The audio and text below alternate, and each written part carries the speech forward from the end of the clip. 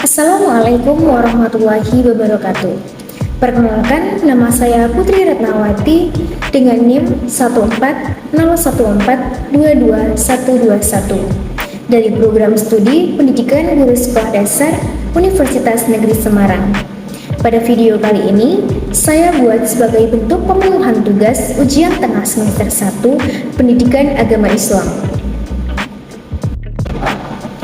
Pelajaran yang dapat kita petik dari video tersebut adalah bagaimanapun kondisi kita, sempatkanlah untuk berbagi dengan sesama, terutama kepada orang yang lebih membutuhkan.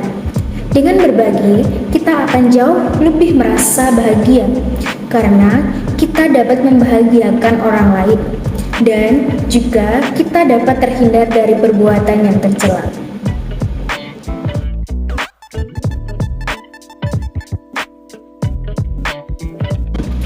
Hasil ijtihad di era disrupsi seperti sekarang ini adalah yang pertama, bayi tabung atau inseminasi atau pembuahan buatan merupakan hasil dari kemajuan ilmu pengetahuan kedokteran modern yang telah berhasil dilakukan dan terbukti. Hal ini memunculkan permasalahan dan perbedaan pendapat di antara para ulama. Hasil dari ijtihad ini adalah hal tersebut diperbolehkan asalkan dalam keadaan suami istri tersebut benar-benar memerlukan inseminasi buatan untuk membantu pasangan suami istri tersebut memperoleh keturunan.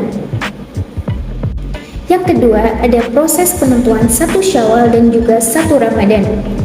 Ulama melakukan ijtihad dalam proses penentuan 1 Ramadan dan juga 1 Syawal yang didasarkan pada perhitungan serta hukum Islam yang sudah ada sebelumnya.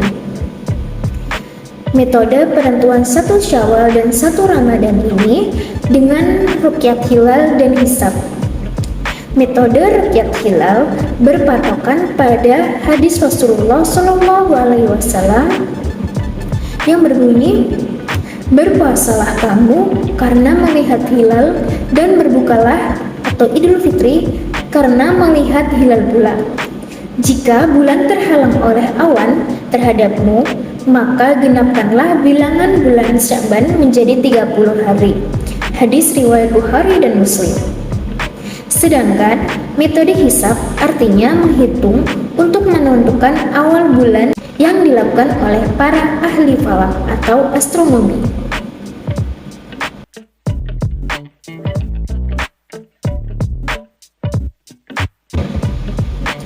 Hawa nafsu adalah kecintaan seseorang terhadap sesuatu sehingga kecintaan tersebut menguasai hatinya. Sebagaimana ditegaskan dalam Al-Quran bahwa manusia memiliki hawa nafsu.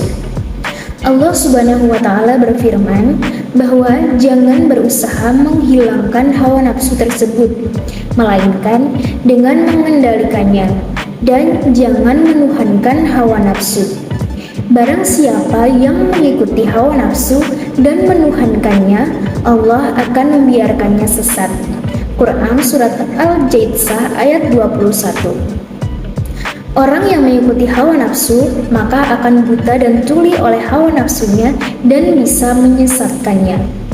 Dan adapun orang-orang yang takut kepada kebesaran Tuhannya dan menahan diri dari keinginan hawa nafsunya, maka sesungguhnya syurgalah tempat tingginya.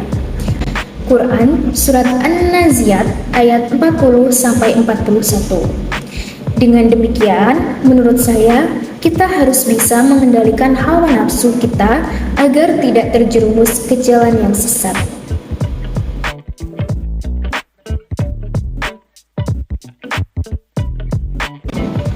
Menurut saya, yang paling afdol antara poligami dan monogami adalah monogami. Karena asas perkawinan yang berlaku pada hukum perkawinan di Indonesia adalah asas monogami, yaitu di mana seorang pria hanya diperbolehkan memiliki seorang istri dan begitu pun juga sebaliknya. Dan hukum melakukan poligami dalam Islam diperbolehkan jika memenuhi syarat yang sudah dijelaskan dalam Al-Quran, yaitu mampu berlaku adil dalam rumah tangganya.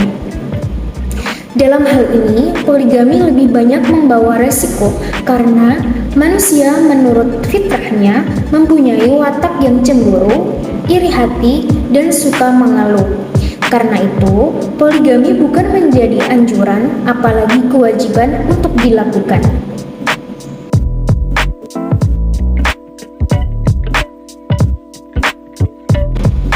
Jika kedua orang tua kita menyuruh kita untuk berbuat sesuatu yang melanggar, sedangkan sebagai anak harus patuh terhadap perintah orang tua, yang harus kita lakukan adalah, menurut saya, tetaplah berbuat baik kepada kedua orang tua, tetapi tidak dengan menuruti perintahnya yang melanggar syariat tersebut. Meskipun menaati perintah orang tua itu wajib, namun jika perintah tersebut adalah melanggar syariat, maka hendaklah mengingatkannya dengan lemah lembut dan tetap berbuat baik.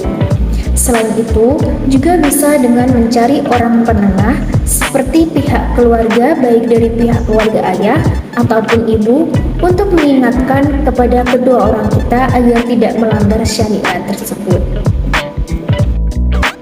Sekian pemenuhan tugas ujian setengah semester 1 Pendidikan Agama Islam dari saya. Kurang lebihnya mohon maaf, dan jika ada tutur kata yang kurang berkenan, saya mohon maaf yang sebesar-besarnya. Wassalamualaikum warahmatullahi wabarakatuh.